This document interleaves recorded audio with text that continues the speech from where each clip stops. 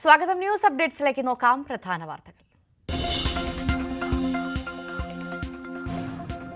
തെരഞ്ഞെടുപ്പിനൊരുങ്ങാൻ കോൺഗ്രസ്. തൃശൂരിൽ മഹാജനസഭ അല്പസമയത്തിനകം. മല്ലികാർജുൻ ഖാർഗെ ഉദ്ഘാടകൻ. സീറ്റു ചർച്ചയിൽ ലീഗുമായി പ്രശ്നങ്ങളില്ലെന്ന കെ സുധാകരൻ. മൂന്നാം സീറ്റ് ആവശ്യത്തിൽ വിശദമായ ചർച്ചയെന്ന് വി ഡി സതീശൻ. കോട്ടയം UDF സീറ്റ് ഏതാണ്ട് ഉറപ്പിച്ച് ഫ്രാൻസിസ് ജോർജ. ഫ്രാൻസിസിനായി പിടിമുറുക്കി PJ ജോസഫ്. തീരുമാനമെടുക്കാൻ നാളെ ഉന്നതാധികാര സമിതി. കോടതി വിധിയുടെ പശ്ചാത്തലത്തിൽ നിലവിലുന്ന ക്ഷേത്രം കോടതി വിധിയുടെ പശ്ചാത്തലത്തിൽ നിർമ്മിക്കാൻ വേണ്ടി കാത്തിരിക്കുന്ന ബാബരി മസ്ജിദ്. ഇത് രണ്ടും ഇന്ത്യയുടെ ഭാഗമാണ്. രണ്ടും ഇന്ത്യയുടെ മതേതരത്വത്തെ ശക്തിപ്പെടുത്തുന്ന മികച്ച ഉദാഹരണങ്ങളാണ്. ലീഗ് അധ്യക്ഷന്റെ അയോധ്യ പ്രസംഗം വിവാദത്തിൽ. ക്ഷേത്രവും പണി കഴിപ്പിക്കുന്ന പള്ളിയും മതേതര പ്രതീകം. സാദിഖ് അലി തങ്ങളുടെ നിലപാടിനെതിരെ INL. വാക്കുകൾ ദുർവ്യാഖ്യാനം ചെയ്യേണ്ടെന്ന കുഞ്ഞാലിക്കുട്ടി. സംഘർഷം ഒഴിവാക്കാനാണ് തങ്ങളുടെ വാക്കുകളെന്ന് വി ഡി സതീശൻ.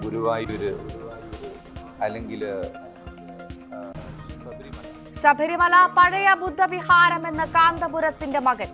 അത് ബുദ്ധവിഹാരമാണ്.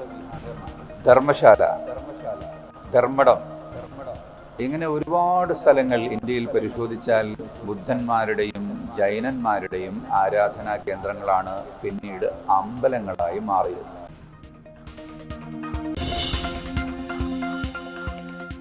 കേരള ഗാന വിവാദത്തിൽ സച്ചിദാനന്ദനെതിരെ ശ്രീകുമാരൻ തമ്പി. സച്ചിദാനന്ദൻ പടിയിറങ്ങും വരെ അക്കാദമിയോട് അയിത്തം. കേരള സാഹിത്യ അക്കാദമിയിൽ നിന്ന് കിട്ടുന്ന പുരസ്കാരങ്ങൾ ഞാൻ സ്വീകരിക്കില്ല. സച്ചിദാനന്ദൻ അവിടെ ഉള്ളിടത്തോളം കാലം. സച്ചിദാനന്ദൻ പോയി കഴിഞ്ഞാൽ പിന്നെ എനിക്ക് ആലോചിക്കണം. കൂടുതൽ ഇഷ്ടമായത് BK ഹരിനാരായണന്റെ വരികളെന്ന് സച്ചിദാനന്ദൻ.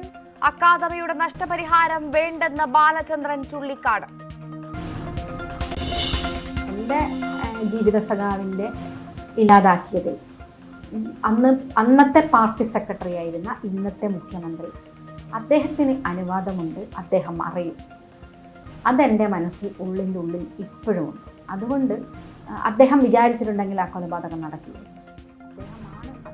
TP വധത്തിൽ പ്രധാന ആൾ പിണറായി തന്നെയെന്ന് KK രമ. പിണറായി അറിയാതെ ആ കൊലപാതകം നടക്കില്ല. KK രമയുടെ പ്രതികരണം ന്യൂസ് 18 Q18-ൽ. നിക്ഷേപ തട്ടിപ്പിൽ ഹൈറിച്ച് ഹെഡ് ഓഫീസ് സീൽ ചെയ്ത് ED. ഉടമ പ്രതാപന്റെ വീട്ടിലും സ്ഥാപനത്തിലും റെയ്ഡ്. പ്രതികളുടെ മുൻകൂർ ജാമ്യം തള്ളി കോടതി. സാമ്പത്തിക പ്രതിസന്ധിക്കിടെ സംസ്ഥാന ബജറ്റ് നാളെ. ജനക്ഷേമ പദ്ധതികൾക്ക് സാധ്യത. വരുമാനം വർദ്ധിപ്പിക്കുന്ന പ്രഖ്യാപനങ്ങൾ വെല്ലുവിളി.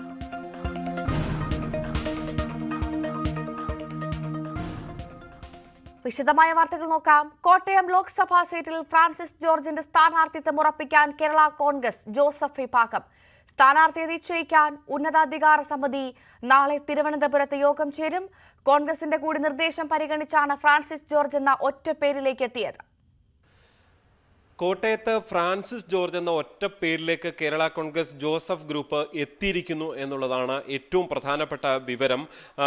ഇത് പാർട്ടി നേതൃത്വത്തിനിടയിൽ ഇത്തരത്തിലൊരു ആശയവിനിമയം പൂർത്തിയായതായും നമുക്ക് ലഭ്യമാകുന്നുണ്ട് വിവരം.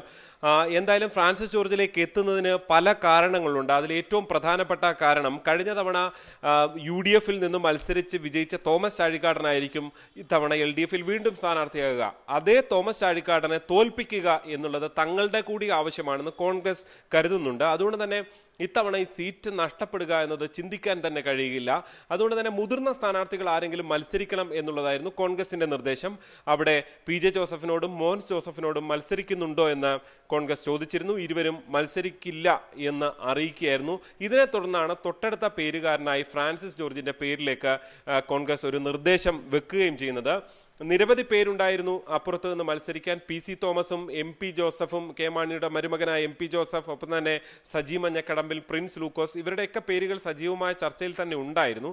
പക്ഷേ PC തോമസ് കഴിഞ്ഞ തവണ NDA സ്ഥാനാർത്ഥി ആയിരുന്നു എന്നതാണ് അദ്ദേഹത്തിലുള്ള ഒരു നെഗറ്റീവായി കോൺഗ്രസ് ചൂണ്ടിക്കാട്ടുന്നത്. ഇത്തവണ വീണ്ടും അദ്ദേഹവുമായി എത്തുമ്പോൾ ഈ മുന്നണി മാറ്റം ഉൾപ്പെടെയുള്ള വിഷയങ്ങൾ ഈ പ്രചരണത്തിൽ ഉന്നയിക്കാനാകാത്തൊരു സാഹചര്യം വരുമെന്നും കോൺഗ്രസ് കരുതുന്നുണ്ട്. എന്തായാലും മറ്റ് നേതാക്കളെ അപേക്ഷിച്ച് ഒരു മുതിർന്ന നേതാവ് തന്നെ വേണം എന്ന നിർദ്ദേശം വരുമ്പോഴാണ് ഫ്രാൻസിസ് ജോർജ് എന്ന പേരിലേക്ക് കേരള കോൺഗ്രസ് ജോസഫ് ഗ്രൂപ്പ് എത്തിയിരിക്കുന്നത്. എന്തായാലും നാളെ ഉന്നതാധികാര സമിതി യോഗം തിരുവനന്തപുരത്ത് ചേരും. രാവിലെ UDF-ന്റെ ഉന്നതാധികാര സമിതിയുണ്ട്. അതിൽ സീറ്റ് ജോസഫ് ഗ്രൂപ്പിന് എന്ന കാര്യത്തിൽ ഒരു അന്തിമ തീരുമാനമെടുക്കും. തുടർന്ന് വൈകുന്നേരം 5 മണിക്ക് തിരുവനന്തപുരം മസ്കറ്റ് ഹോട്ടലിലാണ് ഉന്നതാധികാര സമിതി യോഗമുണ്ടാകുക.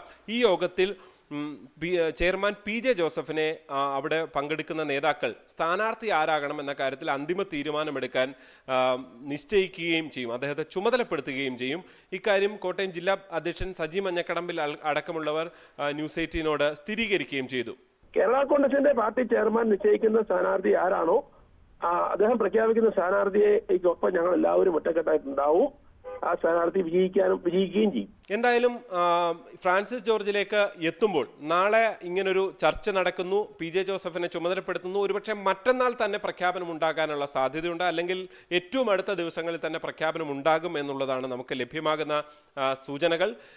അതായത് ഈ നേതാക്കളെല്ലാം, താല്പര്യം അറിയിച്ച നേതാക്കളെല്ലാം അനുനയിപ്പിക്കണം. അത് നാളെ തന്നെ ഉണ്ടാകുമെന്നാണ് മനസ്സിലാക്കാൻ സാധിക്കുന്നത്. കോൺഗ്രസിന്റെ നിർദ്ദേശവും അവർക്ക് ചൂണ്ടിക്കാട്ടേണ്ടതുണ്ട്. കോൺഗ്രസിന്റെ നിർദ്ദേശം സാധാരണഗതിയിൽ കോൺഗ്രസ് അങ്ങനെ നിർദ്ദേശിക്കുന്നതല്ല. പക്ഷേ ഇത്തവണത്തെ പ്രത്യേക സാഹചര്യം കേരള കോൺഗ്രസ് എമ്മിനെ, അതായത് ഇടതുമുന്നണിയിൽ എത്തി നിൽക്കുന്ന കേരള കോൺഗ്രസ് എമ്മിനെ വെല്ലുവിളിച്ച് തോൽപ്പിക്കുക എന്നുള്ളത് കോട്ടയത്ത് അത് കോൺഗ്രസിന്റെയും UDF-ന്റെയും ശക്തമായ കോട്ടയാണ് ഈ കോട്ടയം എന്ന് ചൂണ്ടിക്കാണിക്കാൻ ആ വിജയം അനിവാര്യമാണെന്ന് ഉള്ളതാണ് കോൺഗ്രസിന് മുന്നിലും ജോസഫ് ഗ്രൂപ്പിന് മുന്നിലുമുള്ള ഒരു പ്രധാനപ്പെട്ട വെല്ലുവിളിയായിട്ടുള്ളത്.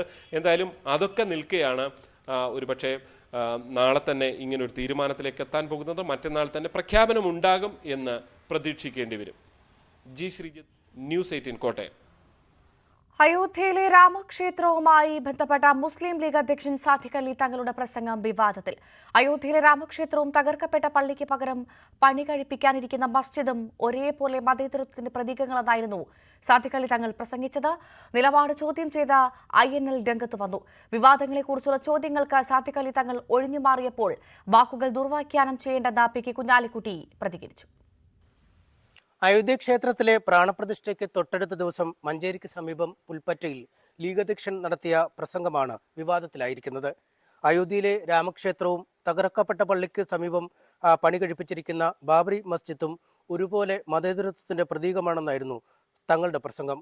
ഇന്ത്യയിൽ ഏറ്റവും അധികം സെൻസിറ്റീവായ മുസ്ലിങ്ങൾ കേരളത്തിലാണ്. രാമക്ഷേത്രം രാജ്യത്തെ ബഹുഭൂരിപക്ഷത്തിന്റെയും ആവശ്യമായിരുന്നു. അതിൽ നിന്ന് പുറകോട്ടു പോകാൻ ആവില്ലെന്നതായിരുന്നു സ്ഥിതി. കോടതി ഉത്തരവ് പ്രകാരം നിർമ്മിച്ചതാണ് രാമക്ഷേത്രം. രാമക്ഷേത്രവും സമീപത്ത് നിർമ്മിക്കുന്ന ഉയർന്നു വരാൻ ഒരുങ്ങുന്ന ബാബറി മസ്ജിദും രാജ്യത്തെ മതേതരത്വത്തിന്റെ പ്രതീകമാണെന്നും അദ്ദേഹം പറഞ്ഞു. രാജ്യത്തെ ബഹുഭൂരിഭാഗം ജനങ്ങളും ആദരിക്കുന്ന, ബഹുമാനിക്കുന്ന ശ്രീരാമക്ഷേത്രം അതൊരു യാഥാർത്ഥ്യമാണ്. അത് രാജ്യം, അതിൽ നിന്ന് നമുക്ക് പുറകോട്ട് പോകുവാൻ സാധിക്കുകയില്ല. അത് രാജ്യത്തെ ബഹുഭൂരിപക്ഷം വരുന്നൊരു സമൂഹത്തിൻ്റെ ആവശ്യമാണ്.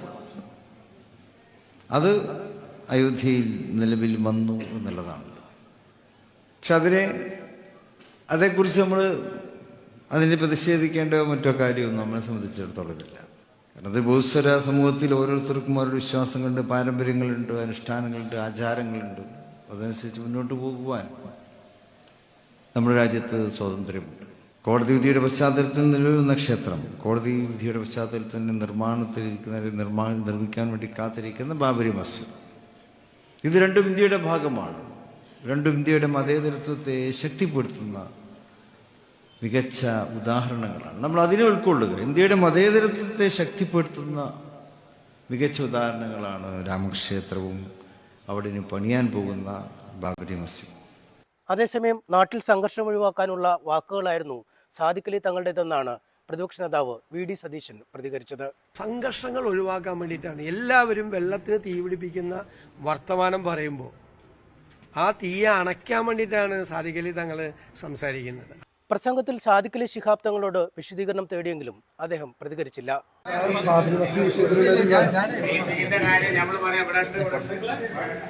പ്രസംഗം ദുർവ്യാഖ്യാനം ചെയ്യേണ്ടതില്ലെന്നായിരുന്നു മുസ്ലിം ലീഗ് നേതാവ് PK കുഞ്ഞാലിക്കുട്ടിയുടെ വിശദീകരണം. അങ്ങനെയൊന്നുമല്ല, ഞങ്ങളത് ദുർവ്യാഖ്യാനം ചെയ്യേണ്ട കാര്യമില്ല. തങ്ങളെ പ്രസ്താവന പൂർണ്ണമായി ഞാൻ കേട്ടു. അതുപോലെ തന്നെ തങ്ങൾ അത് വളരെ സവിസ്തരം നടത്തിയ ഒരു പ്രതിപാദനമാണ്, പ്രസ്താവനയാണ്. പ്രസംഗത്തെ വിമർശിച്ച് ഐനൽ നേതാക്കളടക്കം രംഗത്തെത്തിയിട്ടുണ്ട്. RSSന്റെ രാഷ്ട്രീയ ഹിന്ദുത്വമല്ല ഹൈന്ദവ വിശ്വാസികളുടെ ആത്മീയ ഹിന്ദുമതമെന്ന് INL working president NK Abdul Azeez ഫേസ്ബുക്കിൽ പോസ്റ്റിട്ടു. RSSന്റെ രാമരാജ്യം ഗാന്ധി വിഭാവനം ചെയ്ത രാമരാജ്യമല്ല, രണ്ടും തമ്മിൽ വലിയ വ്യത്യാസമുണ്ട്. ഇതറിയാത്തവരല്ല കേരളത്തിലെ രാഷ്ട്രീയ നേതാക്കൾ. എന്നിട്ടും അണികളെ മണ്ടന്മാരാക്കുന്നത് എന്തിനെന്നും അദ്ദേഹം ഫേസ്ബുക്കിൽ ചോദിച്ചു. ബുദ്ധവിഹാരമായ ശബരിമല ഇപ്പോൾ ഉപയോഗിക്കുന്നത് ഹിന്ദുക്കളാണെന്ന് സുന്നി യുവജന സംഘം നേതാവ് ഡോക്ടർ AP അബ്ദുൽ ഹക്കീം അസ്ഹരി. ഒരുപാട് സ്ഥലങ്ങളിൽ ബുദ്ധന്മാരുടെയും ജൈനന്മാരുടെയും ആരാധനാലയങ്ങളാണ് ക്ഷേത്രമായി മാറിയത്. ഭൂമി ഇളക്കി പരിശോധിച്ചാൽ പലതും ലഭിക്കും. പിടിയില്ലാത്ത അരിവാൾ കിട്ടിയാൽ അതൊരു ചന്ദ്രക്കലയായിരുന്നുവെന്നും മുസ്ലിങ്ങളുടെ ആരാധനാലയമാണെന്നുമൊക്കെ പറഞ്ഞുവരാം. അതുകൊണ്ടാണ് നിലവിലുള്ള ഒരു ആരാധനാലയത്തിന്റെയും 1947 അവസ്ഥയ്ക്ക് മാറ്റം വരുത്താൻ പാടില്ലെന്ന് 1991 പാർലമെന്റ് നിയമം പാസാക്കിയത്. ഇതിന്റെ അടിസ്ഥാനത്തിൽ ഗ്യാൻവാബി മസ്ജിദിന്റെ സ്വഭാവം മാറ്റാൻ കോടതിക്കാവില്ല എന്നും അബ്ദുൽ ഹക്കീം അസ്ഹരി പ്രതികരിച്ചു. ബുദ്ധവിഹാരമായ ശബരിമല ഇപ്പോൾ ഉപയോഗിക്കുന്നത് ഹിന്ദുക്കളാണ്. ക്ഷേത്രത്തിന്റെ ഭൂമി ഇളക്കി പരിശോധിച്ചാൽ പലതും ലഭിക്കും. ധർമ്മശാലയിലും ധർമ്മടത്തുമടക്കം ബുദ്ധ ജൈന ആരാധനാലയങ്ങളാണ് പിന്നീട് ഹിന്ദു ക്ഷേത്രങ്ങളായി മാറിയത്. ഭൂമി ഇളക്കി പരിശോധിക്കുമ്പോൾ ലഭിക്കുന്നവയിൽ പലതും തങ്ങളുടെ ആരാധനാ വസ്തുക്കളാണെന്ന് പലർക്കും തോന്നുമെന്നും അദ്ദേഹം പറഞ്ഞു. ശബരിമല ഇന്ന് ഹിന്ദുക്കളാണ് ഉപയോഗിക്കുന്നത്, അത് ബുദ്ധവിഹാരമാണ്. ധർമ്മശാല, ധർമ്മടം, ഇങ്ങനെ ഒരുപാട് സ്ഥലങ്ങൾ ഇന്ത്യയിൽ പരിശോധിച്ചാൽ ബുദ്ധന്മാരുടെയും ജൈനന്മാരുടെയും ആരാധനാ കേന്ദ്രങ്ങളാണ് പിന്നീട് അമ്പലങ്ങളായി മാറിയത്. അങ്ങനെ പരിശോധിക്കുമ്പോൾ ഭൂമി ഇളക്കി പരിശോധിച്ചാൽ അവിടെ അമ്മിയോ അമ്മിക്കുട്ടിയോ അല്ലെങ്കിൽ കലം ചട്ടി പാത്രങ്ങളോ അരിവാളോ അങ്ങനെ പണ്ട് കാലത്ത് ഉപയോഗിച്ച പലതരത്തിലുള്ള ആയുധങ്ങളും ഗൃഹോപകരണങ്ങളും ഒക്കെ കിട്ടും. ചിലതൊക്കെ കാണുമ്പോൾ ചിലരാരാധിക്കുന്ന വസ്തുക്കളെ പോലെ തോന്നും. ഒരു ഉദാഹരണത്തിന്, ഒരു പിടിയില്ലാത്ത അരിവാള് കിട്ടിയാൽ അതൊരു ചന്ദ്രക്കലയായിരുന്നു, ഇത് മുസ്ലിങ്ങളുടെ ആരാധനാലയമാണ്, അതിൻ്റെ മുകളിൽ വെക്കുന്നതാണ് എന്നൊക്കെ പറഞ്ഞു വരാൻ സാധിക്കും എന്നതുകൊണ്ടാണ് നിലവിലുള്ള ഒരാരാധനാലയവും 1947 അവസ്ഥയ്ക്ക് മാറ്റം വരുത്താൻ പാടില്ല എന്ന് 1991 ഒരു നിയമം കൊണ്ടുവന്നത്. രാജ്യത്തെ ആരാധനാലയങ്ങളുമായി ബന്ധപ്പെട്ട് 1947 തൽസ്ഥിതി തുടരുന്നതിനാണ് ആരാധനാ സംരക്ഷണ നിയമം കൊണ്ടുവന്നത്. ഇതുപ്രകാരം ഗ്യാൻവാബി മറ്റൊരു വിഭാഗത്തിന് നൽകാൻ ആവില്ലെന്നും അദ്ദേഹം പറഞ്ഞു. ഗ്യാൻവാബി മസ്ജിദിന്റെ സ്വഭാവത്തിൽ നിന്ന് മാറ്റാൻ കോടതിക്ക് സാധിക്കൂല.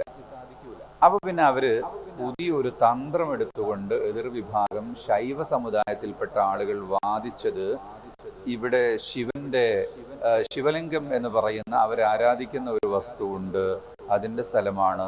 അപ്പൊ പണ്ട് ഇവിടെ ശൈവരായ ആളുകൾ ആരാധിച്ചിരുന്നു എന്നാണ്.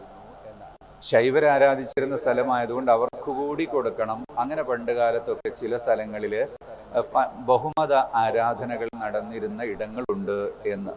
അവിടുത്തെ അതിൻ്റെ ആർക്കിടെക്ചർ നോക്കിയാൽ ഒരു ഇന്ത്യൻ സ്റ്റൈൽ ആർക്കിടെക്ചറാണ്. പക്ഷെ അതിന് മിനാരമുണ്ട്, താഴികക്കുടമുണ്ട്, മെഹ്റാബുണ്ട്, എല്ലാമുണ്ട്. മസ്ജിദാണെന്ന കാര്യത്തിൽ ആർക്കും തർക്കമില്ല, കോടതിക്കും പറയാൻ കഴിയുകയുമില്ല. അവര് അത് പറയാൻ കഴിയാത്തത് കൊണ്ട് തന്നെ പറഞ്ഞിട്ടും ഇല്ല. അപ്പോൾ ഉടമസ്ഥാവകാശം ഒരിക്കലും മാറുന്നില്ല. ഗ്യാൻവാബി വിഷയമടക്കം ഉന്നയിച്ച് രാജ്യത്തെ മുസ്ലിങ്ങളെ പ്രകോപിപ്പിക്കുന്നതിനോ നിരാശപ്പെടുത്തുന്നതിനോ ആർക്കും കഴിയില്ലെന്ന് നേരത്തെ കാന്തപുരം AP അബൂബക്കർ മുസ്ലിയാരും വ്യക്തമാക്കിയിരുന്നു. ഇന്ത്യ മുന്നണി ഒന്നിച്ച് മത്സരിച്ചാലും ഭിന്നിച്ച് മത്സരിച്ചാലും ലക്ഷ്യം BJPയെ തോൽപ്പിക്കുക എന്നതാണെന്ന് അബ്ദുൾ സമദ് സമതാനി MP. ഇന്ത്യ സഖ്യം ശക്തിപ്പെട്ടു വരികയാണ്. രാഹുൽ ഗാന്ധി പ്രത്യാശയാണെന്നും വയനാട്ടിൽ രാഹുൽ ഗാന്ധി മത്സരിച്ചാൽ ഗുണം ചെയ്യുമെന്നും സമതാനി ന്യൂസ് 18 പറഞ്ഞു. പ്രതിപക്ഷങ്ങൾ ഒന്നിക്കുക എന്നതിനേക്കാൾ ഓരോ പ്രതിപക്ഷം ഒന്നിക്കുന്നുണ്ട്. പക്ഷേ പ്രതിപക്ഷ പാർട്ടികൾ വളരെ സംഘടിതരാണല്ലോ. ഇതിനെതിരെ ഇപ്പം തന്നെ നമുക്ക് കാണാൻ കഴിയുന്നില്ലേ? പ്രതിപക്ഷങ്ങൾ ഒന്നിച്ച് മത്സരിച്ചാലും അല്ലാതെ മത്സരിച്ചാലും അത് എത്ര കണ്ട് തെരഞ്ഞെടുപ്പിനെ സ്വാധീനിക്കുന്നുള്ള അപ്പോൾ മാത്രം വോട്ടിലൂടെ മനസ്സിലാക്കേണ്ടതാണ്. പക്ഷെ ഒരു പരസ്പര ധാരണ ഇന്ത്യയിലെ പ്രതിപക്ഷങ്ങൾക്കുണ്ടല്ലോ. പിന്നെ ഇന്ത്യ സഖ്യത്തിന് അങ്ങനൊന്നും സംഭവിച്ചിട്ടില്ല. ഇന്ത്യ സഖ്യം ശക്തിപ്പെട്ടു വരിക തന്നെയാണ്. അത് തുടങ്ങിയ പോലെയല്ല എന്നുള്ളത്. പല സ്റ്റേറ്റുകളിലും ഒരു സമവായമായി കഴിഞ്ഞു. അപ്പോൾ ഇന്ത്യ സഖ്യം ഒരു വലിയ യാഥാർത്ഥ്യമാണ്. യാഥാർത്ഥ്യം മാത്രമല്ല, അതിൻ്റെ പിന്നിൽ ജനമുണ്ട്. അതിൻ്റെ പിന്നിലുള്ള ജനമല്ലേ ശ്രീ രാഹുൽ ഗാന്ധി നടത്തുന്ന അദ്ദേഹത്തിൻ്റെ ഭാരത് ജോഡോ യാത്രയിലൊക്കെ നമുക്ക് കാണാൻ സാധിച്ച അതാണല്ലോ. രാഹുൽ ഇന്ത്യയുടെ വലിയ ഒരു പ്രത്യാശ, അദ്ദേഹത്തിൻ്റെ പിതാമഹൻ നെഹ്റുവിനെ പോലെയുള്ള ഒരു അപാത ചൂഢം മതേതരവാദി, പിന്നെ വ്യക്തിത്വത്തിൻ്റേതായിട്ടുള്ള ഒരു എളിമയും തെളിമയും വളരെ അദ്ദേഹത്തിൻ്റെ അകം എന്നെ അത്ഭുതപ്പെടുത്തിയിട്ടുണ്ട്. അദ്ദേഹത്തിൻ്റെ ചിന്തയുടെ ആഴം. അദ്ദേഹം മത്സരിച്ചാൽ ഗുണം ചെയ്യുമല്ലോ. രാഹുലിൻ്റെ സാന്നിധ്യം തന്നെ വളരെ പോസിറ്റീവാണ്. അത് ഇന്ത്യ സഖ്യത്തിന് മാത്രമല്ല, ജനങ്ങൾക്ക് പോസിറ്റീവാണ്. സാഹിത്യ അക്കാദമിയുടെ നഷ്ടപരിഹാരം വേണ്ടെന്ന് ബാലചന്ദ്രൻ ചുള്ളിക്കാട്. തനിക്ക് വ്യക്തിപരമായി നഷ്ടം നൽകി പരിഹരിക്കാവുന്ന പ്രശ്നമല്ല ഇത് എന്നും ചുള്ളിക്കാട്. ഡാനി പോൾ വാർത്തയുടെ വിശദാംശങ്ങളുമായി ചേരും. ഡാനി, അങ്ങനെ ഒരു നഷ്ടപരിഹാരത്തിൽ ഒതുക്കേണ്ട വിഷയമല്ല എന്നതിലേക്കാണോ ചുള്ളിക്കാട് കാര്യങ്ങൾ പറഞ്ഞു വെക്കുന്നത്? എന്താണ് വിശദാംശങ്ങൾ?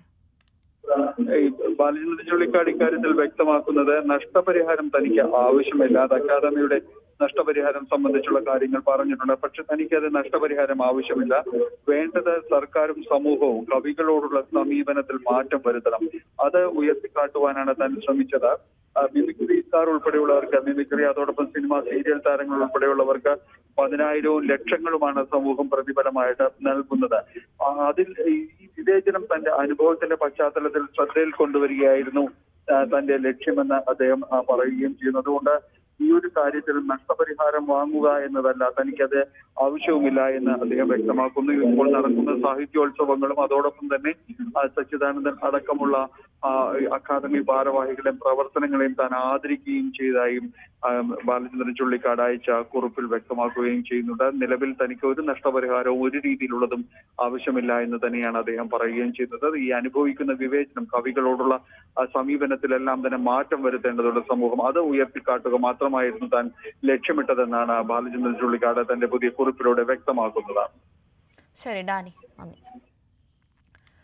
പ്രതിഫല വിവാദം ദുർവ്യാഖ്യാനം ചെയ്തതായി ബാലചന്ദ്രൻ ചുള്ളിക്കാട് അറിയിച്ചുവെന്ന് കെ സച്ചിദാനന്ദൻ പറഞ്ഞു. ബാലനുമായിട്ട് അതിന് ശേഷം അതിന് പിന്നീട് സംസാരം നടന്നു. അപ്പോൾ ബാലൻ സോറി പറഞ്ഞു, ഞാൻ ഇങ്ങനെയൊന്നും ഉദ്ദേശിച്ചിരുന്നേ ഇല്ല, ഞാൻ ഉദ്ദേശിച്ചത് പൊതുവെ എഴുത്തുകാർക്ക് കൂടുതൽ പരിഗണന കിട്ടണമെന്ന് ആണ് ഉദ്ദേശിച്ചിരുന്നുള്ളൂ, അല്ലാതെ അക്കാദമിക്കെതിരായിട്ടോ മാഷ്ക്കെതിരായിട്ടോ. ബാലനെ എന്നെ സംബന്ധിച്ച് സഹോദരനെ പോലെയാണ്. എൻ്റെ കുടുംബക്കാർക്കൊക്കെ എല്ലാം അറിയാവുന്നതാണ്. അവിടെ വളർന്ന ഒരാളെന്ന് തന്നെ പറയാം എൻ്റെ ഇരിഞ്ഞാലക്കുടയൊക്കെയുള്ള വീട്ടിൽ. അപ്പോൾ അതുകൊണ്ട് അങ്ങനെ ഒരു പേഴ്സണലായിട്ട് ഒട്ടും തന്നെ ഉദ്ദേശിച്ചിട്ടില്ല. അത് ദുർവ്യാഖ്യാനം ചെയ്യപ്പെടുകയാണ് ചെയ്തത് എന്ന് പറഞ്ഞിട്ട് എനിക്ക് ബാലൻ്റെ വാട്സാപ്പിലുള്ള മറുപടി വരികയും ചെയ്തു. അത് മാത്രമല്ല, അങ്ങനെ അദ്ദേഹത്തിൻ്റെ മാത്രമല്ല, വേറെ ചിലർക്ക് ഇതുപോലെ വളരെ യാന്ത്രികമായിട്ട്, അതായത് ഈ കിലോമീറ്ററിന് ഇത്ര എന്നൊക്കെ പറഞ്ഞൊരു ഗവൺമെൻറ് കണക്കുണ്ട്, അതനുസരിച്ചാണ് അവർ കൊടുക്കുന്നത്. അപ്പോൾ ബാലൻ്റെ കേസിൽ അങ്ങനെയുള്ള ചില കേസുകളിൽ എക്സെപ്ഷൻസ് അനുവദിക്കേണ്ട പ്രശ്നമുണ്ട്. കാരണം ബാലന് 1 മണിക്കൂർ സംസാരിക്കുന്നത് 2 മണിക്കൂർ സംസാരിച്ചു. അത് കഴിഞ്ഞ് തീരെ വയ്യാതാവുകയൊക്കെ ചെയ്തു. അങ്ങനെയുള്ളൊരു വല്ലാത്തൊരു രോഗാവസ്ഥയാണ് വന്നത് പോലും. അപ്പോൾ അത് പരിഗണിച്ചിട്ട് ആ പ്രശ്നം പരിഹരിക്കാനായിട്ട് അക്കൗണ്ട് നമ്പർ ചോദിക്കുന്നുണ്ട്. അദ്ദേഹത്തിന് പണം അയക്കുന്നുണ്ട്, കുറച്ച് കൂടുതലായിട്ടുള്ള. സാഹിത്യ അക്കാദമി ചെയർമാൻ സച്ചിദാനന്ദൻ അവസരം നൽകി അപമാനിച്ചുവെന്ന് ശ്രീകുമാരൻ തമ്പി. അന്തർദേശീയ കവിയെന്ന് ആക്ഷേപിച്ചതിന് സച്ചിദാനന്ദന് തന്നോട് പകയാണ്. നിർബന്ധിച്ചെഴുതിച്ച കേരള ഗാനം പിന്നീട് മാറ്റി നൽകാൻ ആവശ്യപ്പെട്ടു. പദവികൾ നേടിയെടുക്കാൻ സച്ചിദാനന്ദൻ മിടുക്കനാണെന്നും ശ്രീകുമാരൻ തമ്പി തുറന്നടിച്ചു. സച്ചിദാനന്ദൻ ഇരിക്കുന്നിടത്തോളം അക്കാദമി അവാർഡ് വാങ്ങില്ലെന്നും അയിത്തമാണെന്നും ശ്രീകുമാരൻ തമ്പിയുടെ പ്രതികരണം ന്യൂസ് 18നോട്. ഒരു പ്രത്യേക സമ്മേളനത്തിൽ പങ്കെടുത്ത ഞാനടക്കമുള്ള ആൾക്കാരെ ബോയ്ക്കോട്ട് ചെയ്യണം എന്ന് സച്ചിദാനന്ദൻ പറഞ്ഞു. സച്ചിദാനന്ദനാരെ എന്നെ ബോയ്ക്കോട്ട് എന്ന് പറയാൻ ഉറച്ച നിലപാടാണ്. ഈ സച്ചിദാനന്ദൻ പ്രസിഡന്റും അബൂബക്കർ സെക്രട്ടറി എന്ന കാലത്ത് കേരള സാഹിത്യ അക്കാദമി അവാർഡ് എന്നാലും ഞാൻ വാങ്ങിയില്ല. ഉറപ്പായിട്ടും. ഹിന്ദുത്വത്തിന്റെ പാർട്ടി ഭരിക്കുന്ന കാലത്ത് വാജ്പേയി പ്രധാനമന്ത്രിയിരിക്കുമ്പോൾ സാഹിത്യ അക്കാദമി കയറി പറ്റിയ ആളാണ്, കേന്ദ്ര സാഹിത്യ അക്കാദമി പറ്റി. അപ്പൊ അതിന് വ്യക്തിത്വത്തെക്കുറിച്ച് കൂടുതൽ പറയേണ്ട ആവശ്യമില്ലല്ലോ. നോബൽ സമ്മാനത്തിന് രവീന്ദ്രനാഥ് ടാഗോർ കഴിഞ്ഞാൽ അടുത്ത് സാധ്യത ഒരാൾ സച്ചിദാനന്ദൻ വരെ ഇദ്ദേഹത്തിന്റെ കുറെ ഫ്രണ്ട്സ് പറഞ്ഞു നടന്നു, ചിരിക്കാൻ എന്ത് ചെയ്യും, നമുക്ക് ചിരിക്കാനല്ലേ പറ്റുള്ളൂ. അപ്പൊ അതുകൊണ്ട് അത് അത്ര സമർത്ഥനാണ് അദ്ദേഹം. ഇങ്ങനെ ഒരു കാര്യങ്ങൾ നേടിയെടുക്കാൻ അതിസമർത്ഥനാണ് സച്ചിദാനന്ദൻ. സച്ചിദാനന്ദൻ പ്രസിഡന്റായിരിക്കുന്ന കാലം ഞാൻ അയിത്തം പ്രഖ്യാപിക്കുകയാണ്, യാതൊരു സംശയമില്ല. ഇനി ആ അക്കാദമിയുടെ എനിക്കൊരു ബന്ധവുമില്ല. സച്ചിദാനന്ദൻ അധികാരത്തിലിരിക്കുമ്പോൾ ഞാൻ പുരസ്കാരവും മേടിക്കുകയില്ല. കേരള ഗാന വിവാദത്തിൽ പ്രതികരണവുമായി സാഹിത്യ അക്കാദമി ചെയർമാൻ സച്ചിദാനന്ദൻ. ശ്രീകുമാരൻ തമ്പിയുടെ ഗാനം ഒഴിവാക്കിയിട്ടില്ല. നിലവിൽ 3 പേരുടെ ഗാനങ്ങൾ തെരഞ്ഞെടുത്തിട്ടുണ്ട്. ഇപ്പോൾ കമ്മിറ്റിക്ക് കൂടുതൽ ഇഷ്ടപ്പെട്ടത് BK ഹരിനാരായണൻ എഴുതിയ വരികളാണ്. സംഗീതം നൽകിയ ശേഷം മാത്രം അന്തിമ തീരുമാനം. ശ്രീകുമാരൻ തമ്പിയുടെ ഗാനമാണ് കൂടുതൽ ഇഷ്ടപ്പെട്ടതെങ്കിൽ അത് തെരഞ്ഞെടുക്കുമെന്നും സച്ചിദാനന്ദൻ പറഞ്ഞു. അതല്ല വേറൊരെണ്ണം എടുത്തതെന്ന് പറയാൻ കഴിയുള്ളൂ. ഒന്നും നമ്മൾ പകരം കൃത്യമായിട്ട് എടുത്തിട്ടില്ല. അപ്പോൾ അത് അക്കാദമി വിവാദത്തിൽ പാർട്ടി ഇടപെടേണ്ട കാര്യമില്ലെന്ന് CPM സംസ്ഥാന സെക്രട്ടറി MP ഗോവിന്ദൻ. അത് അവർ തന്നെ പരിഹരിക്കുമെന്നും MP ഗോവിന്ദൻ പ്രതികരിച്ചു.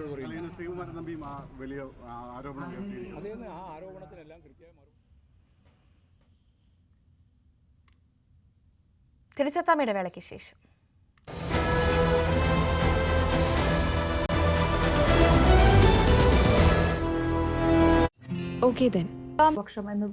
വ്യാഖ്യാനിക്കേണ്ട ഒരു ഘട്ടത്തിലേക്ക് ഇപ്പൊ എത്തിയിട്ടുണ്ടോ? ഇപ്പൊ പറയുന്ന ആ ഇടതുപക്ഷ നിലപാടുകളാണോ എല്ലാ കാര്യങ്ങളിലും എടുക്കുന്നത്? TP ചന്ദ്രശേഖരൻ എന്ന് പറയുന്ന ഒരു നേതാവ് കൊല്ലപ്പെട്ടതുകൊണ്ട് രാഷ്ട്രീയ രംഗത്തേക്ക് വന്ന ഒരു സ്ത്രീ അങ്ങനെ തന്നെ അടയാളപ്പെടുത്തി പോകുന്നതാണ് അത് ശരി എന്ന് തന്നെയാണ് ഞാൻ വിചാരിക്കുന്നത്.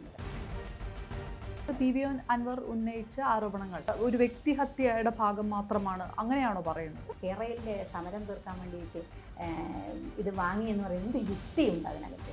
MLA ആയതിനു ശേഷം പിണറായി വിജയനോട് അകൽച്ച കുറഞ്ഞിട്ടുണ്ട്. അദ്ദേഹം വിചാരിച്ചിട്ടുണ്ടെങ്കിൽ ആ കൊലപാതകം നടക്കില്ല. അദ്ദേഹമാണ് അതിനകത്ത് പ്രധാന ആള് എന്ന് തന്നെ വിശ്വസിക്കുന്ന ഒരാളാണ് ഞാൻ. അതിനെ വിശ്വസിക്കാൻ തക്ക ഒരുപാട് കാരണങ്ങൾ എൻ്റെ അടുത്തുണ്ട്.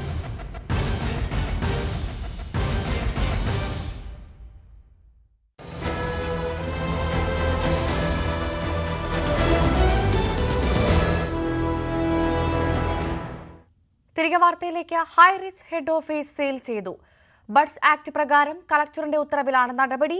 ED ഉദ്യോഗസ്ഥരുടെ നേതൃത്വത്തിലാണ് സീൽ ചെയ്തത്. സാമ്പത്തിക തട്ടിപ്പിൽ ED അന്വേഷണം നടക്കുന്ന സാഹചര്യത്തിലാണ് നടപടി. ഹൈറിച്ച് ഉടമ പ്രതാപന്റെ വീട്ടിലും ഓഫീസിലും ഉൾപ്പെടെ ED പരിശോധന നടത്തിയിരുന്നു. തട്ടിപ്പിൽ പ്രതിയായ പ്രതാപനും ശ്രീനയും സമർപ്പിച്ച മുൻകൂർ ജാമ്യ ഹർജി കോടതി തള്ളി. പിണറായി വിജയൻ അറിയാതെ TP ചന്ദ്രശേഖരന്റെ കൊലപാതകം നടക്കില്ലെന്ന് ആവർത്തിച്ച് KK രമ. അന്നത്തെ പാർട്ടി സെക്രട്ടറി ഇന്നത്തെ മുഖ്യമന്ത്രി പിണറായി വിജയൻ അനുവാദം കൊടുക്കാതെ ആ കൊലപാതകം നടക്കില്ല. അദ്ദേഹം വിചാരിച്ചിരുന്നുവെങ്കിൽ ആ കൊലപാതകം നടക്കില്ലായിരുന്നു. അതുകൊണ്ട് തന്നെ ആ സംഭവത്തിൽ പ്രധാന ആൾ പിണറായി വിജയൻ തന്നെയാണെന്നാണ് ഇപ്പോഴും താൻ വിശ്വസിക്കുന്നതെന്നും KK രമ ന്യൂസ് 18 Q18 പറഞ്ഞു.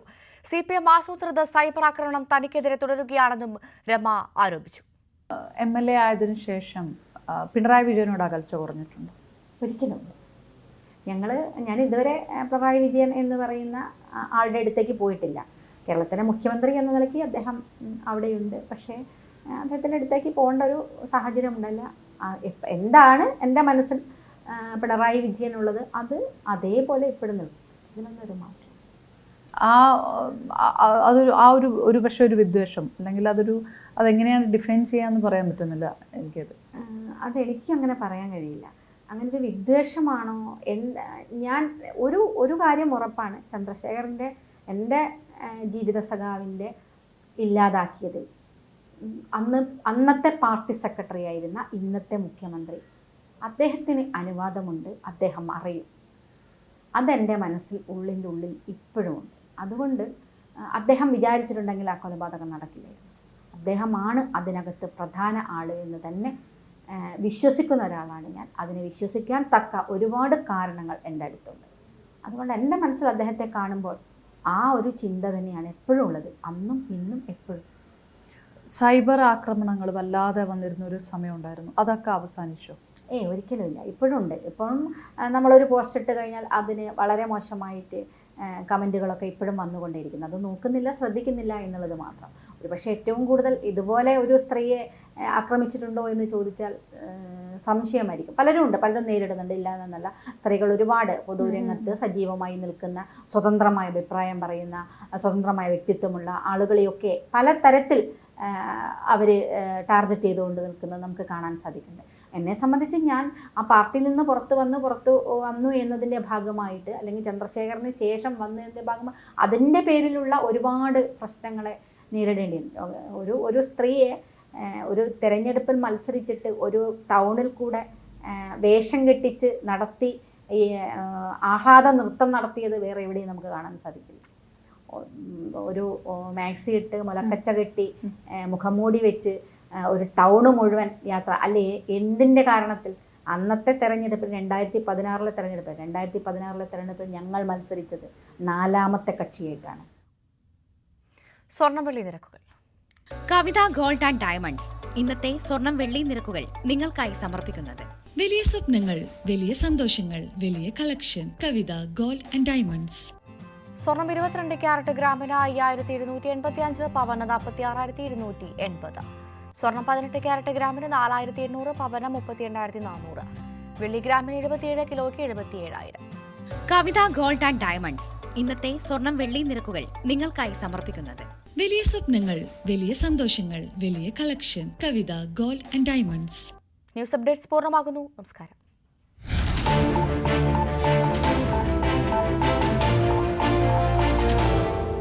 ഈ പരിപാടി അവിടെയും